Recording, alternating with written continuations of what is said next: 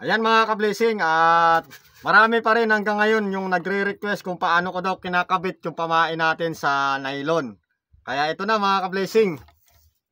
Sa mga nagtatanong kung paano kinakabit, ganito lang.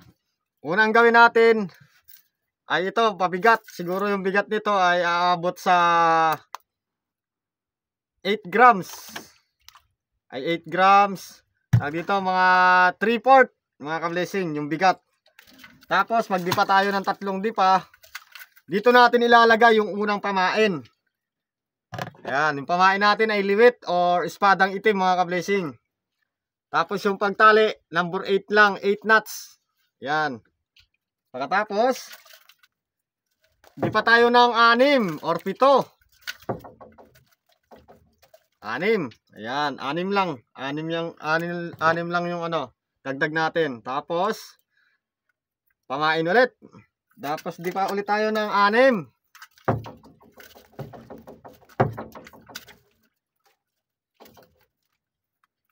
Eight knots.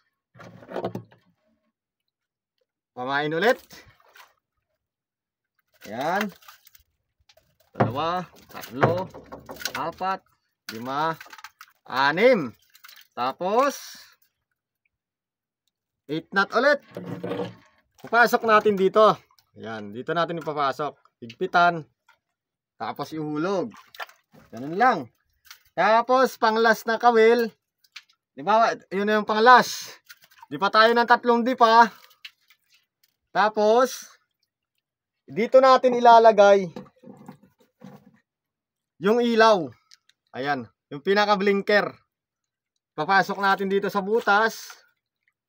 Yan. Papalusot.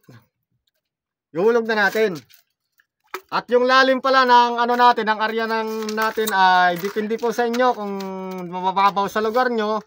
Pwede lang naman 150. Depende po sa spot ang lalim. At dito sa amin ay malalim po talaga yung dagat at umaabot ng 1,000 dipa, 700 dipa. Kaya yung area namin dito ay malalim. Yung pinakamalalim kong area ngayon ay 255 dipa. Ayan. Tapos hahantayin lang natin tong matapos. Mga ka-blessing.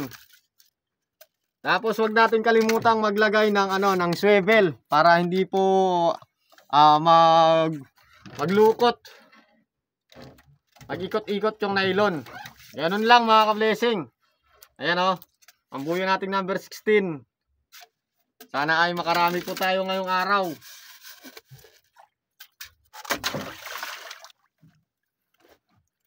Yun lang po mga ka-blessings, at maraming salamat sa inyo dahil kung wala kayo, wala din po ako sa mundo ng Facebook. At salamat ulit mga ka-blessing. Thank you for watching.